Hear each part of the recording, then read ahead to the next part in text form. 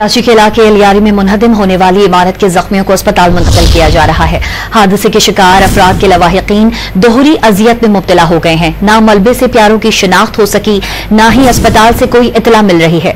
इस वक्त trauma centre के बाहर क्या सूरत हाल है, ये जानते हैं डॉन न्यूज की नुमाइंदा अनम मशकूर से। अनम, इस वक्त आप ट्रॉमा सेंटर के बाहर मौजूद हैं, बताइएगा किन मुश्किलात का सामना करना पड़ रहा है लवाहिकीन को और क्या कहना है उनका। इस वक्त मैं शहीद मोहतरमा बेनज़ीर भुट्टो ट्रॉमा सेंटर के बाहर मौजूद हूँ। यहाँ पे मुसलसल जो है लियारी हादसे में जख्मियों को यहाँ पे लाया जा रहा है और जो सबसे ज़्यादा तकलीफ से बात है वो रिश्तेदारों के लिए कि उन्हें नहीं पता कि आया उनके रिश्तेदार अभी भी मलबे के अंदर है या वो अस्पताल आ गए हैं। अस्पताल की जानिब से कोई ब्रीफ नहीं दी गई कि कौन कौन से जख्मी आए हैं या हमारे साथ फैमिली से मौजूद है। आप बताइएगा कि कौन है आपकी फैमिली से यहाँ पे?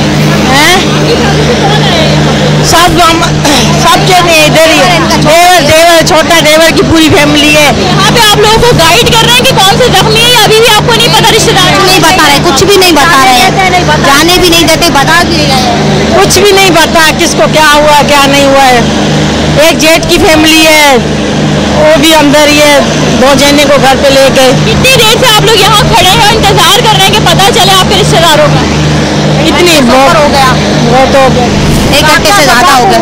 10:30 तो यहाँ पे खवातीन मौजूद है जो कि कह रही है तकरीबन 1 घंटे से ऊपर हो गया है, वो यहाँ पे इंतजार कर रही है किसी तरीके से इन्हें पता चल सके कि आया इनके प्यारे इस वक्त यहाँ पे मौजूद है, जेरे इलाज है या अभी भी मलबे तले दबे हैं। जी, यकीन का क्या कहना था, ये बता रही थी अनम मशकूर।